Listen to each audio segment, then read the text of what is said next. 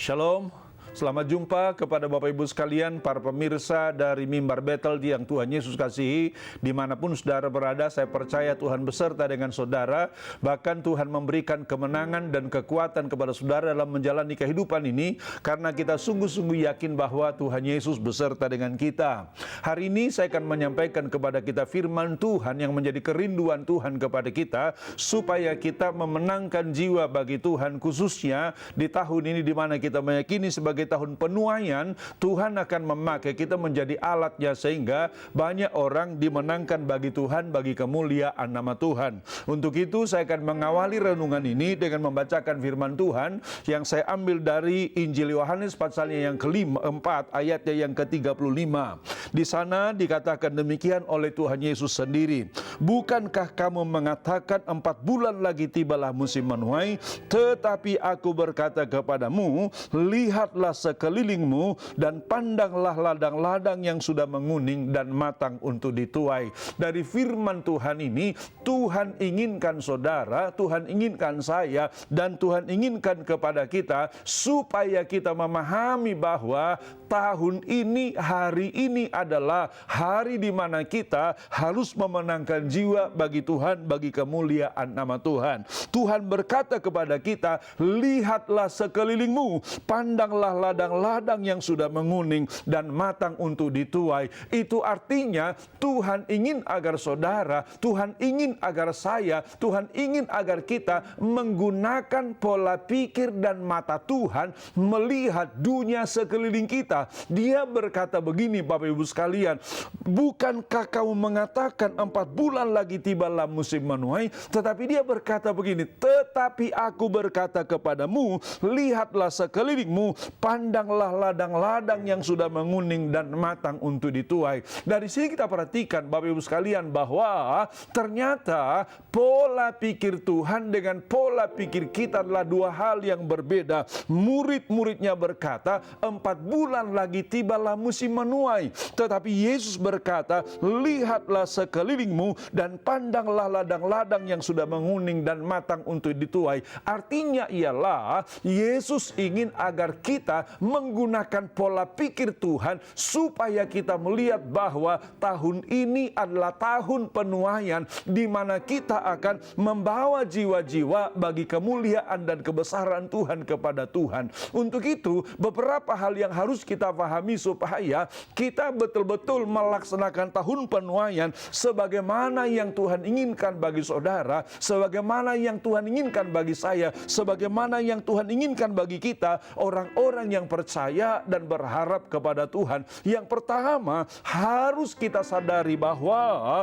tidak ada penuaian tanpa menabur. Sekali lagi, tidak ada penuaian tanpa menabur. Kejadian pasalnya yang ke-8 ayatnya yang ke-22 dengan sangat jelas mengatakan begini, "Selama bumi ada, takkan berhenti-henti musim menabur dan menuai, dingin dan panas, kemarau dan hujan, siang dan malam." Itu artinya, Bapak Ibu sekalian, selama kita ada dalam dunia ini, kita harus melihat ini adalah masa-masa menabur. Supaya apa? Supaya kita menjadi orang-orang yang menuai untuk hormat dan kemuliaan nama Tuhan. Saya mau sampaikan kepada kita bahwa penuaian jiwa-jiwa itu prinsipnya sama dengan penuaian pada daerah-daerah pertanian. Maksudnya bagaimana? Maksudnya adalah bahwa tidak akan ada penuaian tanpa kita menabur. Tidak akan ada penuaian tanpa kita menabur. Dan karena itu, supaya kita bisa menuai jiwa-jiwa bagi Tuhan, maka kita harus menabur. Kalau petani menaburkan benih, misalnya padi, misalnya cabai, misalnya produk-produk tanaman yang lain, tetapi supaya kita bisa menjangkau jiwa bagi Tuhan, menuai jiwa bagi Tuhan, maka yang harus kita tabur ialah apa? Yaitu firman Tuhan. Yang harus kita tabur ialah apa? Kasih. Yang harus kita tabur ialah apa? Perbuatan baik, sehingga dunia di mana kita hidup melihat bahwa kita orang-orang percaya ini berbeda dibandingkan dengan orang-orang yang ada dalam dunia ini. Kita ingat Bapak Ibu sekalian, sebelum Yesus naik ke surga, satu perintah yang disampaikan kepada murid-muridnya ialah dia berkata begini, karena itu pergilah, jadikanlah segala bangsa muridku. Karena itu pergilah, jadikanlah segala bangsa muridku. Itu artinya Bapak Ibu sekalian, tugas saudara, tugas saya dan tugas kita selama kita di dunia ini adalah apa? Memberitakan Injil kepada orang-orang yang belum percaya itu. Memberitakan kebaikan kepada orang-orang yang membutuhkan kebaikan Tuhan, sehingga mereka mengalami kebaikan Tuhan, mereka mengalami kasih Tuhan, mereka mengalami penyertaan Tuhan dalam kehidupannya, sehingga mereka datang dan percaya kepada Tuhan. Bapak Ibu sekalian, Tuhan katakan kepada kita, lihatlah sekelilingmu dan pandanglah ladang-ladang yang sudah menghuni. Itu artinya saudara harus peka. Itu artinya saya harus peka. Itu artinya kita harus menggunakan mata Yesus dalam melihat dunia yang sedang menanti-nantikan pertolongan Tuhan ini. Dunia yang sedang menanti-nantikan kasih Tuhan ini, yang sedang menantikan kebaikan Tuhan ini. Tentu Bapak Ibu sekalian, mereka merasakan kebaikan Tuhan lewat siapa? Lewat saudara. Mereka merasakan kasih Tuhan lewat siapa? Lewat saudara. Mereka merasakan pertolongan Tuhan lewat siapa? Lewat saudara. Kenapa? Karena saudaralah tangan Tuhan di dunia ini. Karena saudaralah mata Tuhan di dunia ini. Saudaralah hati Tuhan dalam dunia ini. Karena itu, mari kita gunakan pola pikir Kristus. Mari kita gunakan mata Kristus. Mari kita gunakan tangan Kristus selama Tuhan tempatkan kita di tengah-tengah dunia ini. Artinya apa? Artinya kita harus terus menaburkan kebaikan supaya apa? Supaya mereka menikmati anugerah, kasih, dan kebaikan Tuhan. Jadi yang pertama, saya sudah sampaikan tadi kepada kita bahwa tidak ada penuaian tanpa menabur. Tidak ada penuaian tanpa menabur. Karena itu kita semuanya dipanggil untuk apa? Dipanggil untuk menaburkan benih, supaya semua orang merasakan dan mengalami dan menerima benih itu, sehingga mereka akhirnya menjadi orang-orang yang siap untuk dituai bagi Tuhan. Tapi tentu Bapak Ibu sekalian, kita menabur tidak asal menabur. Supaya taburan kita menjadi efektif, maka satu kali Yesus memberikan perumpamaan tentang penabur. Dalam Injil Lukas pasalnya yang ke-8 ayatnya yang ke-4 sampai dengan ayatnya yang ke-15, satu kali Yesus memberikan perumpamaan tentang penabur. Dia berkata begini, satu kali ada seorang penabur yang pergi untuk menaburkan benih. Dia berkata ketika si penabur itu pergi untuk menaburkan benih, maka sebagian benih itu jatuh di pinggir jalan. Kata pinggir jalan diartikan di sana maksudnya adalah pinggir jalan itu ialah orang yang mendengar firman tetapi tidak mengerti, dan karena mereka tidak mengerti, Yesus berkata, datanglah si jahat dan menaburkan apa yang ditaburkan di pinggir jalan itu. Yang kedua dikatakan sebagian benih itu jatuh di tanah yang berbatu-batu. Apa yang dimaksudkan dengan tanah yang berbatu-batu ialah dikatakan orang yang mendengar firman itu tetapi hanya tipis, hanya di permukaan saja. Sehingga Yesus berkata ketika datang musim kemarau menjadi layulah ia. Kenapa? Karena tidak berakar. Saya mau sampaikan kepada kita pada hari-hari ini ada kecenderungan orang-orang Kristen yang tidak mau mempelajari firman Tuhan secara mendalam. Akibatnya apa? Firman tidak mendalam dalam kehidupan mereka, sehingga ketika datang masalah, ketika datang persoalan, ketika datang pergumulan, mereka kemudian menjadi tawar hati. Akibatnya apa? Dikatakan firman Tuhan, menjadi layulah ia. Kenapa layu? Tidak berakar. Karena itu kita harus perhatikan di mana benih itu kita taburkan, Bapak Ibu sekalian. Lalu yang ketiga berkata, benih itu jatuh di tengah semak duri. Apa yang dimaksud dengan semak duri itu ialah, dia katakan Yesus begini, satu sisi orang mendengar firman Tuhan, tapi sisi yang lain dia juga mendengar nasihat orang fasik. Akibatnya apa? Antara firman Tuhan yang didengar dan nasihat orang fasik, dikatakan apa? Dua-duanya tumbuh sehingga saling menghimpit. Ketika mereka saling berhimpitan, maka benih yang ditaburkan itu tidak bertumbuh dengan baik. Akhirnya apa? Tidak berbuah. Saya lihat Bapak Ibu sekalian, pada hari-hari ini banyak orang-orang Kristen begini. Satu sisi pada hari Minggu dia misalnya pergi ke gereja, mendengarkan firman Tuhan. Pada hari-hari lain dia mendengar nasihat orang fasik. Misalnya ketika dia sedang bermasalah, ketika dia sedang menghadapi pergumulan, katakanlah misalnya dia pergi ke dukun untuk bertanya tentang masalahnya. Saya mau katakan kepada kita, ini adalah duri, semak duri yang digambarkan oleh Yesus itu. Akibatnya apa? Firman Tuhan tidak bertumbuh. Karena tidak bertumbuh, maka akhirnya apa? Tidak berbuah. Sehingga banyak orang-orang Kristen yang tidak tahan dalam menghadapi tantangan, dalam menghadapi masalah, dalam menghadapi persoalan dalam kehidupannya, sehingga mereka tidak pernah menjadi orang Kristen yang berkemenangan. Tetapi yang keempat, kata Yesus, benih yang jatuh di tanah yang baik, itu Yesus katakan adalah orang yang mendengar firman dan mengerti.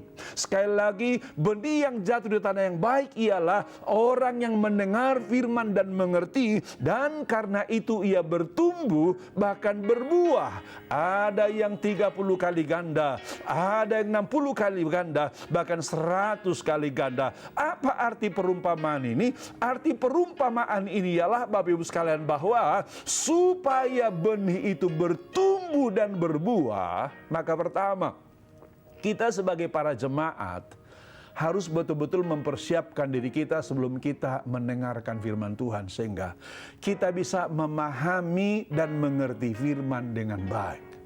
Jadi saya mau sampaikan kepada umat Tuhan, ketika engkau sedang mempersiapkan diri untuk pergi beribadah, pergi ke gereja, siapkan hatimu.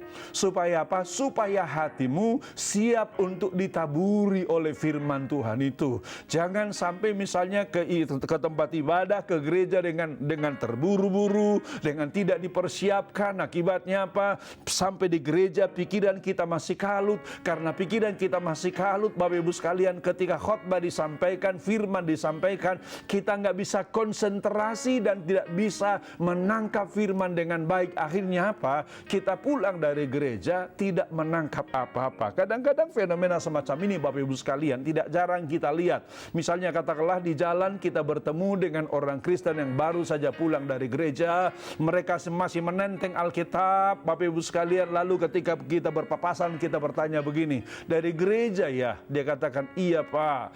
Dengar firman ya? Kita tanya, dia bilang iya Pak. Lalu kita tanya begini, firmannya tadi apa? Tidak sedikit orang Kristen garuk-garuk kepala dan berkata, iya ya, apa tadi ya? Ini menunjukkan, Bapak Ibu sekalian, bahwa mereka tidak memahami dan tidak mengerti firman itu. Yesus mengatakan kalau tidak memahami dan tidak mengerti firman itu sama dengan tanah pinggir jalan tadi. Sehingga firman itu dicuri oleh iblis. Akibatnya apa? Firman tidak bertumbuh, firman tidak berakar, firman tidak berbuah. Malah firman dikatakan oleh Yesus dicuri oleh si iblis. Sehingga walaupun orang Kristen sudah bertahun-tahun ke gereja, mereka tidak pernah bertumbuh dan tidak pernah berbuah untuk kebenaran. Karena itu, sidang jemaat Tuhan, ketika engkau pergi beribadah ke gereja, ketika engkau mempersiapkan diri untuk beribadah, persiapkan hatimu baik-baik. Supaya apa? Supaya hatimu, supaya hatiku, supaya hati kita menjadi tanah yang baik untuk ditaburi firman Tuhan dengan baik. Tetapi yang kedua, saya juga mau katakan katakan kepada kita, para pemberita-pemberita Injil yang Tuhan percayakan untuk menaburkan benih firman Tuhan itu, kita juga harus mempersiapkan diri sebaik mungkin. Supaya apa? Supaya bahasa yang kita mengerti sesederhana mungkin, semudah mungkin untuk difahami, supaya para audiens kita, para pendengar kita bisa memahami dan bisa mengerti firman yang kita sampaikan itu, sehingga benih itu tidak jatuh di tanah pinggir jalan tadi, Bapak Ibu sekalian. Karena itu kita harus terus belajar bagaimana caranya menyampaikan firman Tuhan, harus terus belajar bagaimana memahami firman Tuhan, supaya firman Tuhan yang kita perdengarkan itu betul-betul membawa umat Tuhan makin dekat dan makin bersekutu dengan Tuhan dalam kehidupan mereka. Jadi Bapak Ibu sekalian, sekali lagi saya katakan kepada kita, yang pertama tadi, tidak ada penuaian tanpa menabur.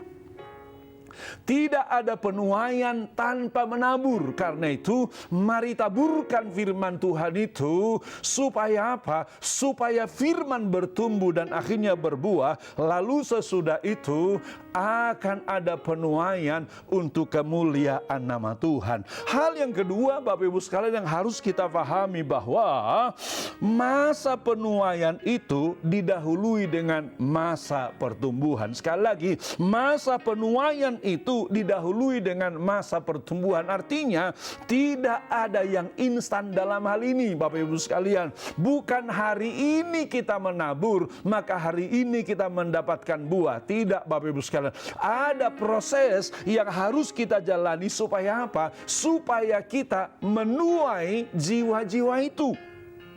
Menuai jiwa-jiwa itu.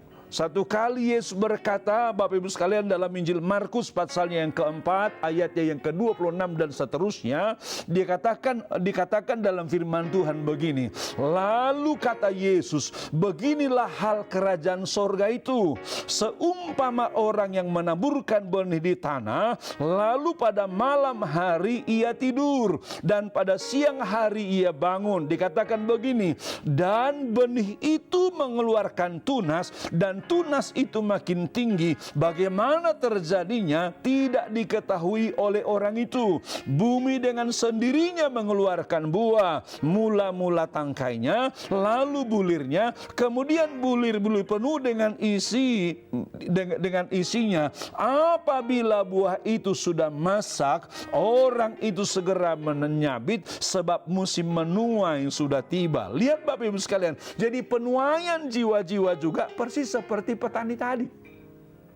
Penuaian jiwa-jiwa juga seperti petani tadi. Penuaian itu diawali dengan, saya beri nama 3B. Pertama, berakar. Kedua, bertumbuh. Ketiga, baru kemudian berbuah. Lalu sesudah itu ada masa penuaian. Nah, ketiga hal ini Bapak Ibu sekalian, selalu ada proses-proses yang harus kita kerjakan di dalamnya. Katakanlah misalnya supaya tanaman kita berakar, maka tadi harus ditanam, harus ditabur di tanah yang baik. Tanpa ditabur di tanah yang baik, dia tidak akan berakar. Yang kedua, supaya dia bertumbuh tadi, maka harus dirawat. Sama seperti para petani, supaya tanamannya bisa bertumbuh dengan baik, Bapak Ibu sekalian, maka dia airi secara teratur. Kalau ada rumput-rumput dia bersihkan. Kalau ada hama dia semprot hama itu. Supaya apa? Supaya tanaman tadi sehat dan tidak rusak oleh karena hama tadi, Bapak Ibu sekalian. Supaya berbuah bagaimana? Lagi-lagi juga harus dirawat. Harus terus diperhatikan dengan baik sehingga tanaman akhirnya menghasilkan buah. Nah, saya mau sampaikan kepada kita, hal yang sama juga terjadi dalam rohani saudara, rohani saya dan rohani kita. Rohani kita tidak akan bertumbuh kalau apa? Kalau rohani kita tidak menjadi tanah yang baik bagi firman Tuhan. Rohani kita tidak akan bertumbuh kalau apa? Kalau tidak dirawat.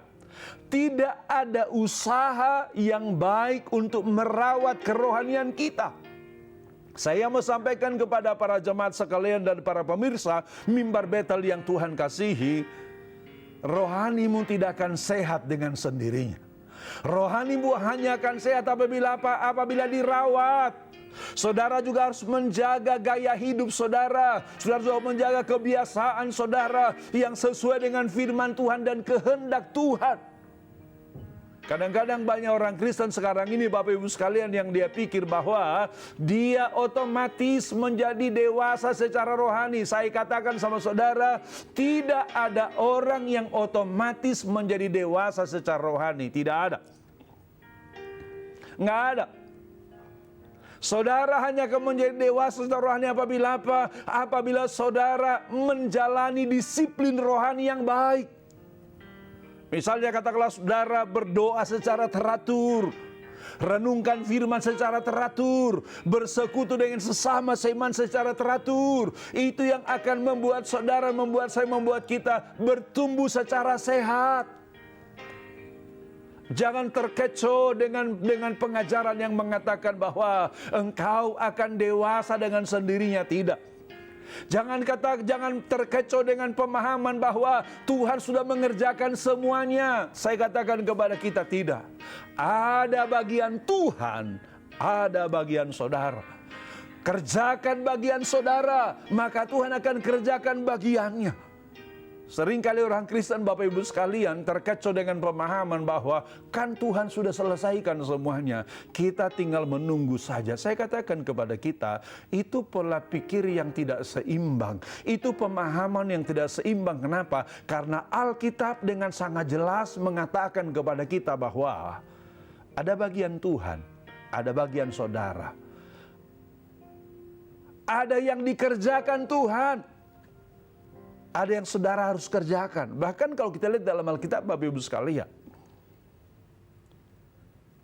dalam pola pelayanan Yesus sangat jelas bahwa ketika orang minta mujizat sama Yesus, yang pertama dia berikan bukan mujizat. Dengar baik-baik. Ketika orang minta mujizat sama Yesus, yang pertama dia berikan bukan mujizat. Apa yang diberikan pertama kali? Yang dia berikan pertama ialah perintah. Kenapa? Karena lakukan perintah dulu, baru ada mujizat. Tidak lakukan perintah, tidak ada mujizat. Saya kira penuh contoh-contoh dalam Alkitab yang menggambarkan hal itu. Misalnya katakanlah satu kali ketika Yesus lewat pinggir kota Yerusalem. Di pinggir kota Yerusalem itu ada orang buta yang setiap hari minta-minta. Ketika orang buta itu sedang melakukan kegiatan rutinitasnya, duduk di pinggir jalan dan minta-minta, dia mendengar ada serombongan orang banyak lewat. Ketika orang buta itu mendengar ada serombongan orang banyak lewat, dia tanya kepada yang orang banyak yang lewat ini, ada apa ini? Siapa yang lewat? Orang itu berkata, Yesus orang Nazaret sedang lewat daerah kita. Lalu si buta tadi spontan berteriak, Yesus anak Daud, kasihanilah aku. Setelah teriakannya didengar oleh Yesus, Yesus berkata kepada murid-muridnya, bawalah orang itu kemari. Maka dibawalah orang buta itu ke hadapan Yesus.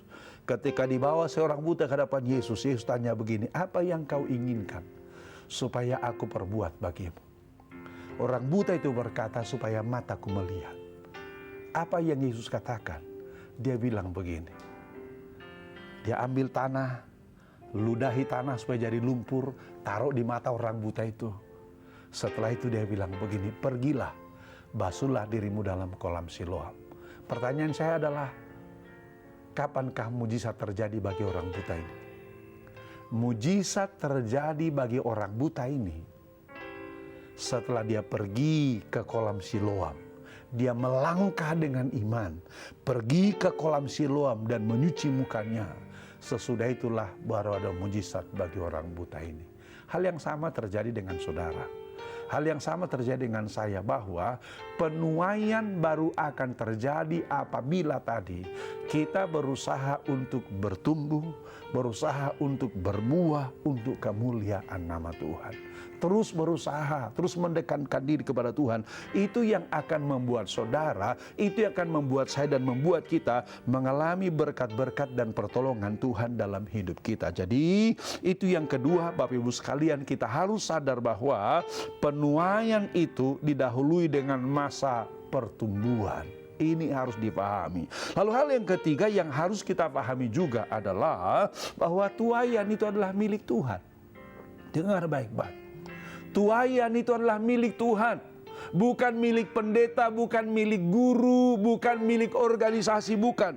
Tuaian itu milik Tuhan. Karena itu apa? Karena itu apapun yang kita hasilkan dalam pekerjaan Tuhan, dengar baik-baik, Tuhanlah yang harus dimuliakan. Tuhanlah yang harus diagungkan. Tuhanlah yang harus ditinggikan. Saya teringat Bapak Ibu sekalian, Yohanes pasalnya yang keempat ayat 36 sampai dengan 38. Yesus berkata begini, sekarang juga penuai telah menerima upahnya, dan ia mengumpulkan buah untuk hidup yang kekal, sehingga penabur dan penuai sama-sama bersukacita. Lihat, sehingga penabur dan penuai sama-sama bersukacita. Sebab dalam hal ini benarlah peribahasa, yang seorang menabur dan yang lain menuai. Dia katakan begini kepada murid-muridnya, aku mengutus kamu untuk menuai apa yang tidak kamu usahakan. Orang-orang lain berusaha dan kamu datang memetik hasil usaha mereka. Tentu Bapak Ibu sekalian, yang ingin Yesus sampaikan dengan perumpamaan ini ialah bahwa pemilik tuaian itu adalah Tuhan. Pemilik tuaian adalah Tuhan, dan karena itu kalau ada orang yang berhasil menuai banyak, maka penabur dan penuai harus sama-sama bersukacita. Maka penabur dan penuai sama-sama bersukacita. Kenapa? Karena toh tuaian itu adalah milik Tuhan. Karena itu baik penabur maupun penuai, kita harus sama-sama bekerja keras. Harus sama-sama berusaha keras. Harus sama-sama Harus sama-sama melakukan yang terbaik semaksimal mungkin apa yang bisa kita lakukan. Jadi kita orang-orang Kristen ini, kita anak-anak Tuhan ini tidak boleh mengembangkan misalnya pola hidup malas, pola hidup seadanya, tidak boleh. Kita harus mengembangkan pola hidup bekerja keras, menabur keras, menuai keras, sehingga semua jiwa-jiwa dimenangkan bagi Tuhan. Saya percaya Bapak Ibu sekalian, hari-hari ini adalah hari-hari di mana Tuhan sedang mendorong kita semuanya supaya apa? Supaya kita menuai sebanyak mungkin bagi kemuliaan nama Tuhan. Jangan ada yang pasif di antara kita. Jangan ada yang diam-diam di antara kita. Jangan ada yang bermasa bodoh di antara kita. Dengar kata Yesus yang sudah saya bacakan tadi. Dia berkata, pandanglah sekelilingmu, lihatlah ladang-ladang yang sudah menguning dan siap untuk dituai. Saudaralah penuainya, sayalah penuainya, kitalah penuainya. Tidak boleh satu orang pun di antara kita yang berpangku tangan. Tidak boleh seorang pun di antara kita yang diam-diam. Supaya apa? Supaya ketika Yesus datang untuk kedua kalinya, didapatinya engkau bekerja keras. Didapatinya saya bekerja keras. Didapatinya kita bekerja keras. Sehingga seperti perumpamaan talenta itu, nanti dia akan bilang begini kepada kita, baik sekali perbuatanmu itu, hai hambaku yang baik dan setia, masuk dalam kemuliaanku yang kekal selama-lamanya. Tuhan Yesus, ini hamba-Mu sedang berdoa untuk setiap pemirsa Mimbar Betel ini, dimanapun mereka berada, biar Tuhan mampukan mereka, Tuhan kuatkan mereka supaya apa? Supaya mereka mampu melaksanakan firman Tuhan, mereka menuai sebanyak mungkin jiwa di tahun penuaian ini, sehingga kami akan lihat hal-hal besar, hal-hal dahsyat, hal-hal yang luar biasa akan Tuhan kerjakan bagi setiap kami, orang-orang yang percaya dan berharap kepada Tuhan. Jamah umat-Mu, kuatkan umat-Mu, mampukan mereka, bahkan semangati mereka Tuhan, supaya mereka mampu mengerjakan apa yang Tuhan perintahkan, dan dengan demikian banyak jiwa dimenangkan bagi kemuliaan nama Tuhan. Haleluya.